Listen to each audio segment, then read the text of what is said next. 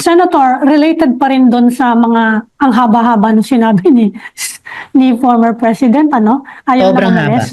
May Yun na nga daw. binanggit doon siya na one point na napansin ko.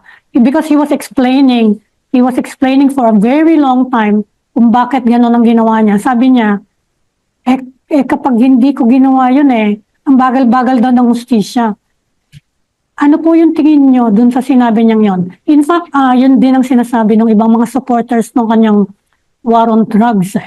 That's why they are willing to embrace shortcuts to justice. Kasi nga daw napakabagal ng takbo ng hustisya sa bansa natin. Ano po yung masasabi niyo ron? Napakabagal ng pagtakbo ng hustisya sa atin.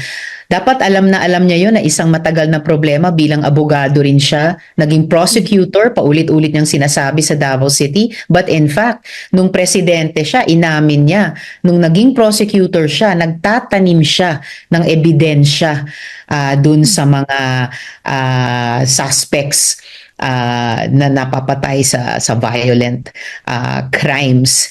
So ngayon, kapalit nung pagreforma sa justice system na lalo niyang minamaliit, itong shortcut niya na napakadugo na war on drugs, nakikita natin hindi lamang nasakripisyo yung karapatang pantao ng libo-libong mga Pilipino, pero tingnan natin ano bang resulta ng kanyang pinagyayabang na war on drugs. Nag-improve ba yung problema natin sa problematic drug use?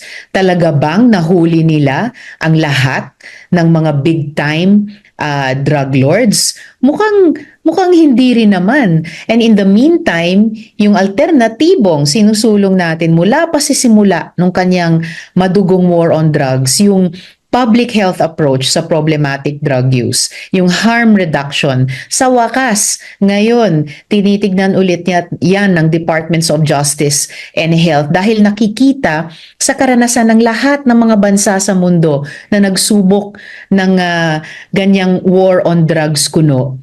Hindi quote-unquote nagtagumpay. Hindi talaga nasagot ang problema ng drug supply at lalong hindi nasagot ang problema ng drug demand or problematic drug use. Sa halip, yung public health approaches sa mga bansang iyon ang nagtagumpay at nagtatagumpay. So, aywan ko kung anong pinagyayabang ni Duterte dyan sa kanyang napaka-madugo, napaka-puno ng paglabag sa karapatang pantao at pati sa batas ng ating bansa na war on drugs niya.